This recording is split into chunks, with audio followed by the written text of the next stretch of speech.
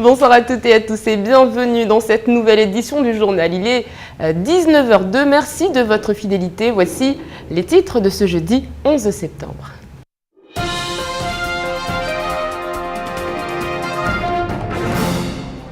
Les médecins du centre hospitalier de Mayotte ont-ils été entendus? Un décret est tombé hier et quelques avantages sont à noter. Pour autant, ce n'est pas suffisant, indiquent les praticiens de l'île.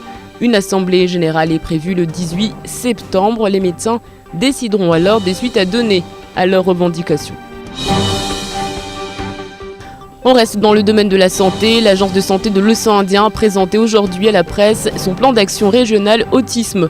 Près de 2 millions d'euros ont été alloués au département de Mayotte pour améliorer son offre médico-sociale, encore bien insuffisante.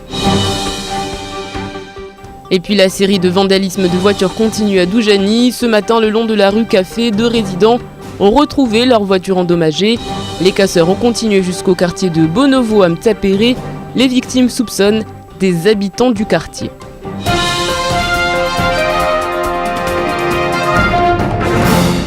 Mais avant de développer tous ces titres, on en vient à cet appel à témoins. Les enquêteurs de la brigade de gendarmerie de Sadan ont été alertés de la fugue d'une mineure préalablement placée dans une famille d'accueil à Ouangani. La jeune adolescente âgée de 14 ans a échappé à la surveillance des adultes ce matin. Il s'agit de Bakar Assiati, née le 10 juin 2002 aux Comores. Elle mesure 1,50 m de corpulence mince.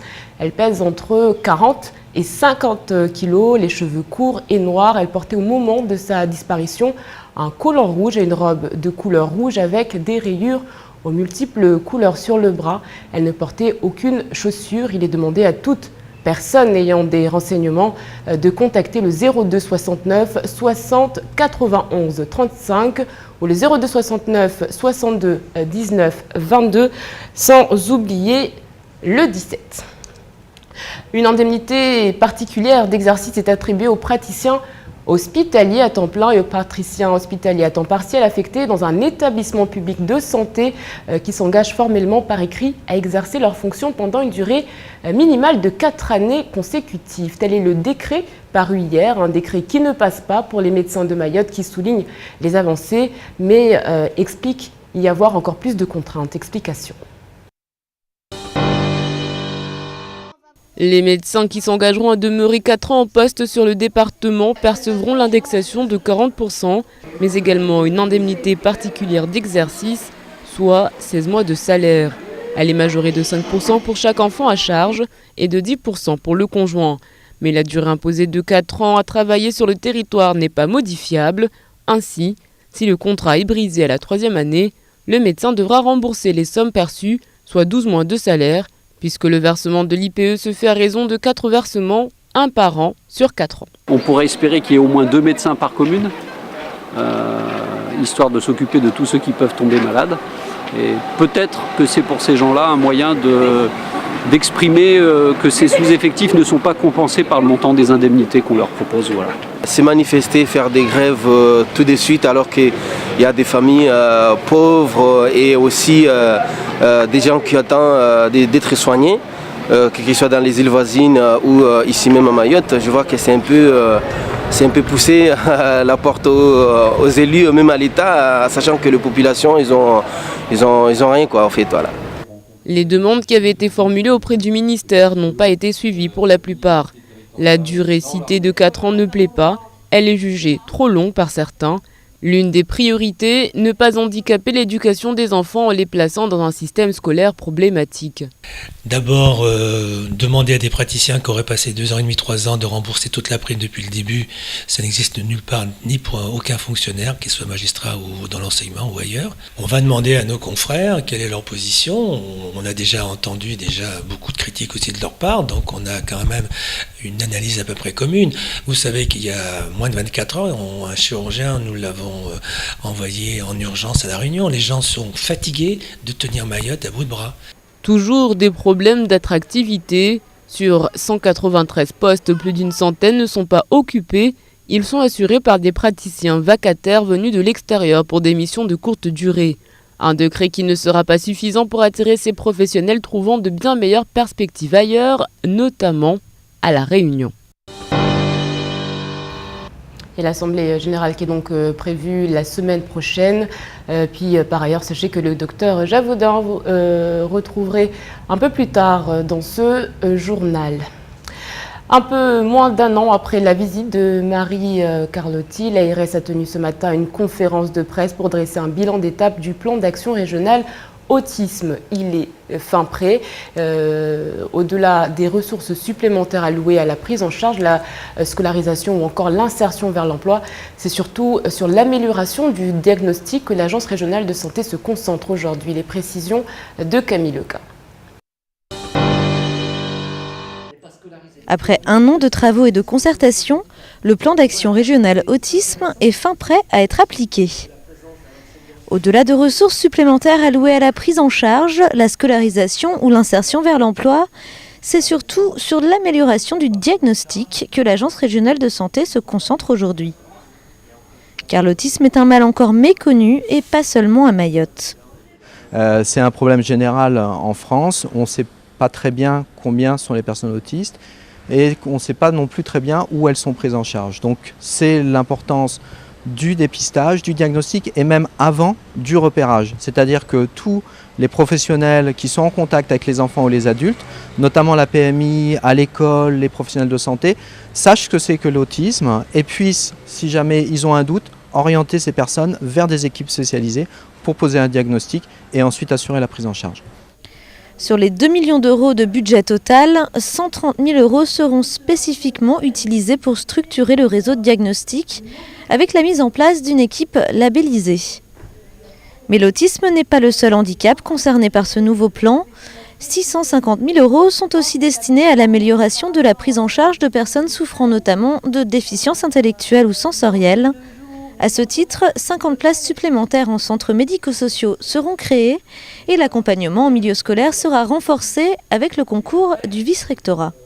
Alors, la scolarisation des élèves en situation du handicap est évidemment une priorité du vice-rectorat, tout simplement parce que nous devons pouvoir donner à tous les enfants en âge de la scolarisation, de donner les apprentissages qui leur sont dus.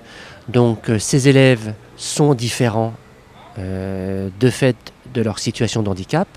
Donc le vice-rectorat de Mayotte, comme partout ailleurs en métropole, on adapte les réponses pédagogiques au regard des besoins qui nous sont notifiés par la MPH. Les enfants handicapés représentent près de 0,8% des effectifs scolaires de l'île.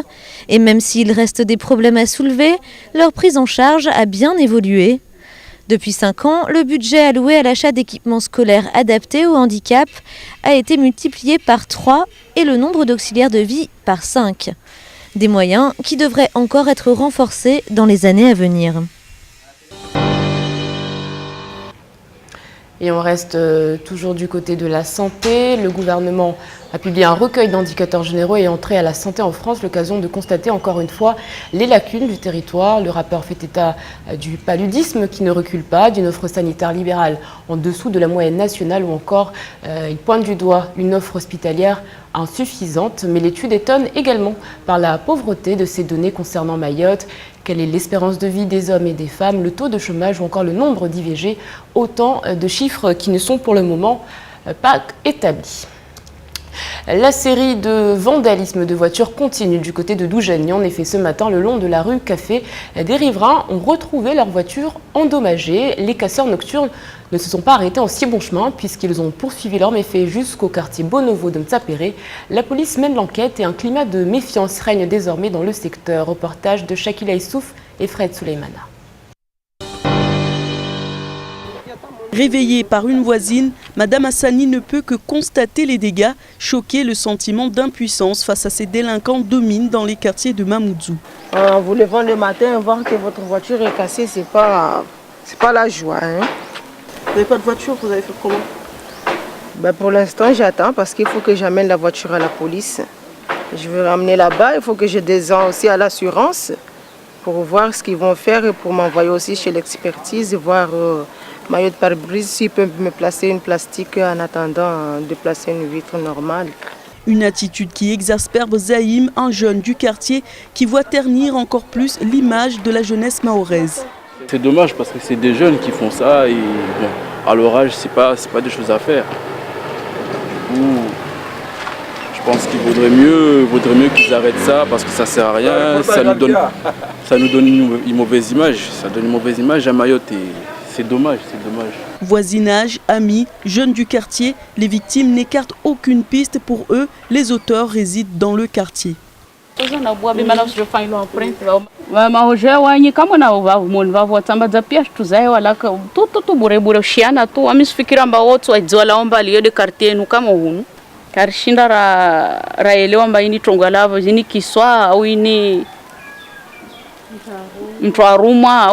Une autre série de vandalisme qui intervient au lendemain de ceux qui ont eu lieu mercredi à 1h du matin. Cette fois-ci encore, les auteurs ont procédé de la même manière.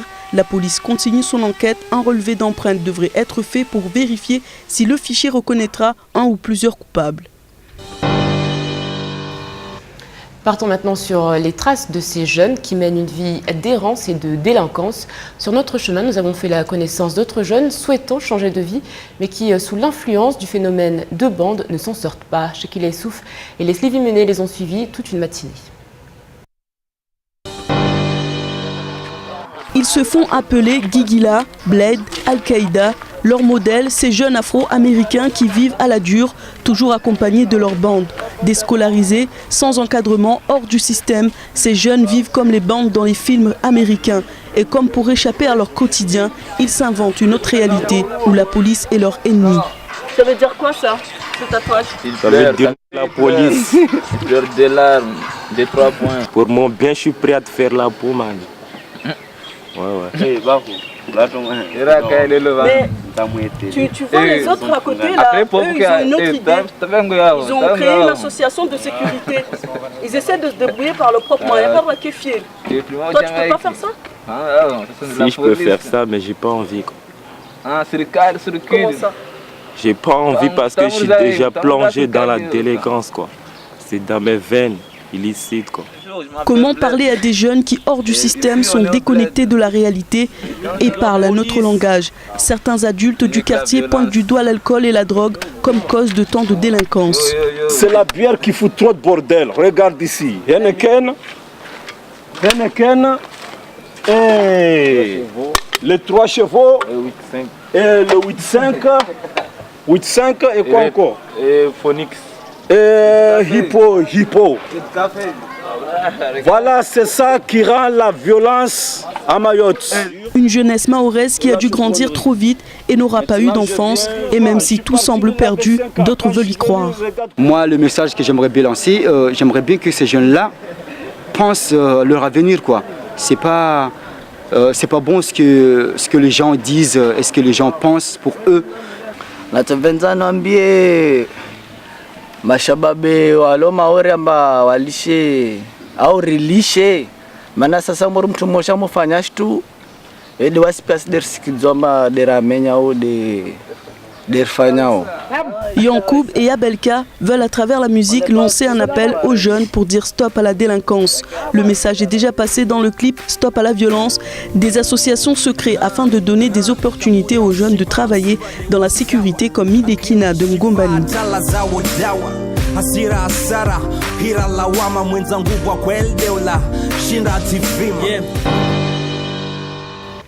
Une association que nous retrouverons prochainement. On vous en parlait hier, la protestation contre l'application des nouveaux rythmes scolaires a bien repris. Ce matin, certains parents d'élèves ont choisi de bloquer à nouveau l'accès aux établissements. Ça a notamment été le cas à l'école primaire de Tsunzu, reportage de Camille Leca et Nourdine Abdoulahim.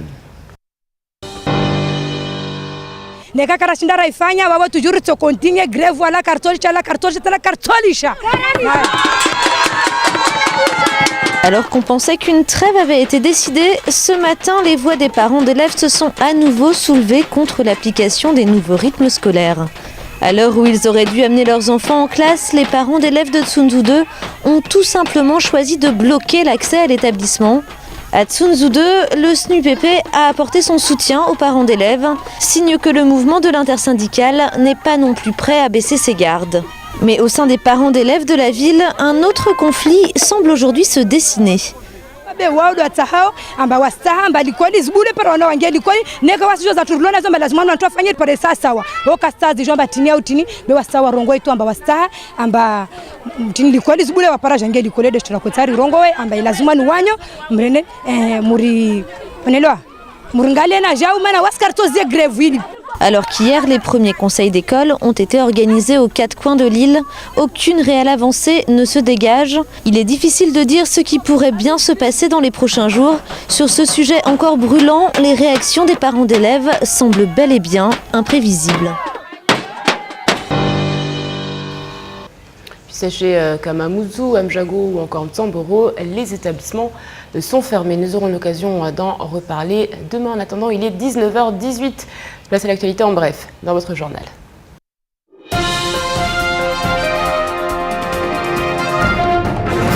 Après la profanation de la mosquée de Dzaoudi l'Abattoir le 1er janvier, 4 personnes seront finalement mises en cause devant la justice. La semaine prochaine, l'affaire sera à nouveau entendue, mais aucun des mis en cause ne devrait être présent et la défense devrait plaider un jeu qui a mal tourné. Le collectif qui s'était constitué au lendemain de la profanation réagit à ces absences en demandant aux femmes et aux hommes épris de paix et de justice, croyants et non-croyants, et quelle que soit la religion, de se rendre devant le tribunal mercredi pour marquer la volonté de vivre dans la paix, dans le respect et dans la justice. Fin de citation. La rumeur selon laquelle la garde des Sceaux Christiane Taubira se rendrait en visite officielle à Mayotte court depuis des mois dans les colonnes des médias locaux. Cette fois, il est question du début du mois d'octobre. Si rien n'est officialisé, des préparatifs existent. Un séjour de 3 jours sera envisagé afin de visiter la nouvelle maison d'arrêt, le chantier du centre de rétention administrative ou encore le greffe du tribunal de commerce qui doit retrouver un fonctionnement normal. Le ministère devra confirmer ou infirmer dans les jours qui viennent. Alors qu'une jeune femme venait déposer plainte mardi au commissariat de Mamoudzou, un homme surgit derrière elle et lui assène une gifle faisant s'écrouler la malheureuse. Les agents témoins de la scène se sont jetés sur l'individu pour le maîtriser avant de le placer en garde à vue. Il s'agissait du mari de la jeune femme qui ne voulait pas que celle-ci dépose plainte contre lui une nouvelle fois. L'homme faisait déjà l'objet d'obligations de soins et avait interdiction d'approcher la victime. Le mis en cause a été placé sous contrôle judiciaire en attendant d'être jugé.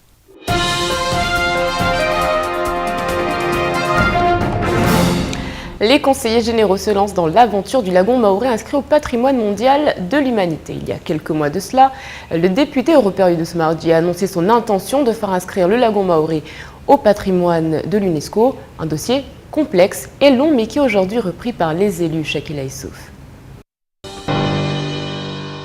Le 19 septembre prochain, en séance plénière du Conseil général, les élus mahorais vont présenter Mayotte afin qu'elle soit inscrite au patrimoine mondial de l'UNESCO, une démarche amorcée en début d'année 2014 par le député européen Younous Omarji. Le lagon compte parmi les plus vastes du monde et on peut observer une double barrière. Phénomène rare puisqu'il en existe moins de 10 au monde.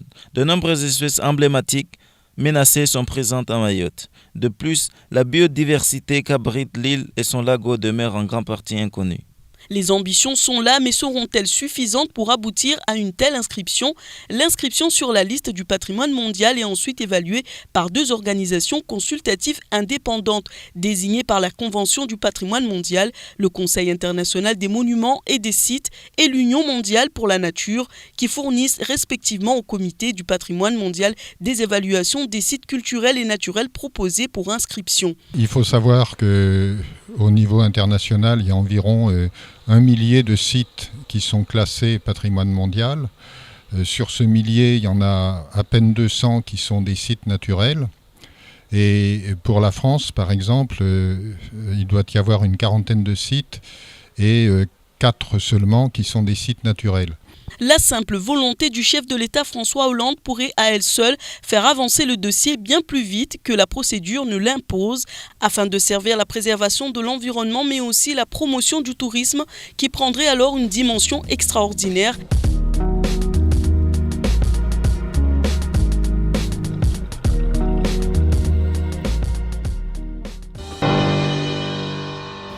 Voilà une affaire que nous suivrons dès la semaine prochaine lors de cette séance plénière du vendredi 19 septembre. Demain, journée internationale des Nations Unies pour la coopération Sud-Sud. Bonne fête à Théodore et Apollinaire. Nous citerons donc Guillaume Apollinaire de son petit nom, poète français dont l'œuvre incarne l'esprit nouveau du début du siècle. Le travail mène à la richesse. Pauvre poète, travaillons. La chenille en peinant sans cesse devient le riche papillon. Après ce petit interlude, place à la météo, le journal en maoré et le temps de parole. Ce sera juste après cet entretien réalisé ce matin du docteur Javaudin. Excellente soirée à toutes et à tous sur KTV. On se retrouve demain pour un journal un peu particulier, vous le savez, puisqu'il sera délocalisé. Kwahiri. On s'attendait plutôt à une bonne nouvelle ce matin en lisant le journal avec ce décret qui est enfin sorti, celui qui était tant attendu, mais apparemment ça ne vous satisfait pas entièrement. Et pourtant, quand on lit le décret, on retient qu'un truc, c'est que vous prenez quand même 16 mois de salaire en plus.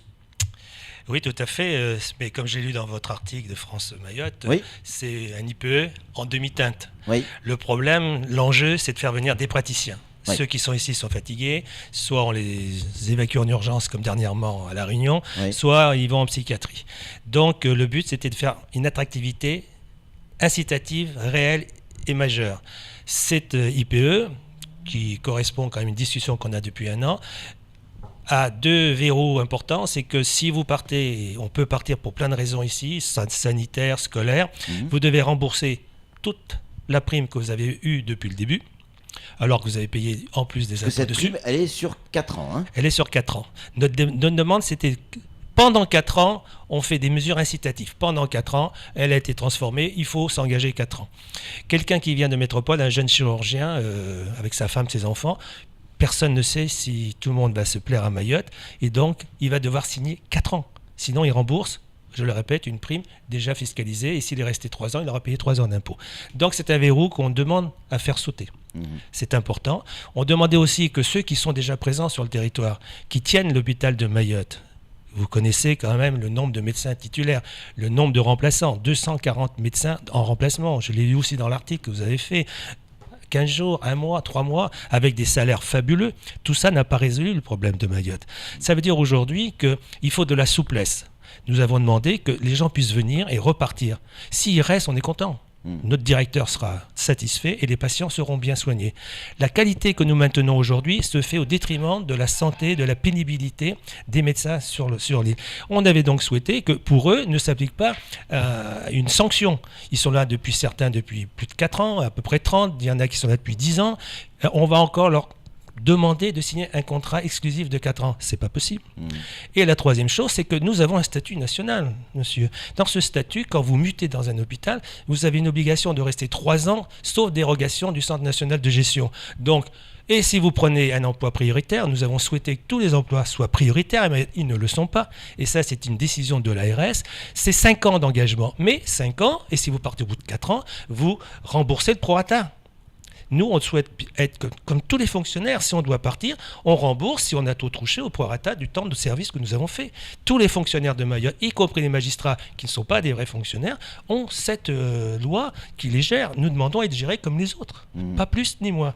Évidemment, vous avez raison, 16 mois sur 4 ans, c'était fait pour quoi ? Qu'on puisse retourner, garder le lien entre la famille, les enfants, les grands-parents, que les enfants aient une connaissance de leur famille. Vous imaginez, quand vous avez 4 enfants à Mayotte, si vous prenez des billets Air Austral ou autres, aller 3 fois en métropole, c'est pas possible. Ça veut dire couper le lien familial. Non, on souhaite que les gens ici, pour bien travailler, soient dans de bonnes conditions. C'est pas plus ni moins. Donc ces 16 mois ne règlent pas le problème, voire même l'amplifient. Et pourtant, docteur, les choses ont changé. Ça fait 15 ans que vous êtes sur l'île. Ça se voit pas, hein. Non mais vous avez vu l'hôpital évoluer. Vous avez, samedi dernier, proposé même une photo où on voyait des ébus dans la cour de l'hôpital. 15 ans après, ça a bien évolué. On est quand même sur le bon chemin. On peut positiver. Mais on est sur le bon chemin, sauf qu'on prend des méandres. C'est plutôt un sentier sinueux de montagneux. Nous, on voudrait être sur une autoroute. Je pense que Mayotte, qui est un département français, a le droit à une qualité de santé, à une technologie actuelle, mais elle a un rattrapage à faire. Et j'ai entendu le préfet samedi aussi, et le rattrapage n'est pas que de la santé. Nous, depuis 2007, nous n'avons pas eu de structure nouvelle. Nous avons besoin d'un bloc opératoire. Il est de 2015, vous le dites vous-même. Il est prévu, je crois que François Hollande... François Hollande a été... Vous l'avez rencontré, je crois. Oui, nous avons rencontré le président et c'était une grande surprise pour nous, un accueil très chaleureux, très, très sympathique, une bonne écoute et pour lui certainement un certain nombre de découvertes. Oui, notamment sur les chiffres. Entre autres sur les chiffres du nombre de médecins libéraux sur Mayotte, il n'avait pas la bonne information. Ce bloc opératoire, il est d'autant plus important qu'on nous reproche toujours, les enfants partent tout seuls à La Réunion pour être opérés, il n'y a pas la mère. Il y a tout un système. La médecine, c'est peut-être plus un sacerdoce, mais on est humaniste et humain quand même dans ce métier, sinon on ne le ferait pas. On fait des heures. Moi, j'occupe 2 postes aujourd'hui. Bon. Donc, il y a tout ce côté chirurgical. Ce bloc, il est important. Et si on nous fait un SSR à petit terme, merci.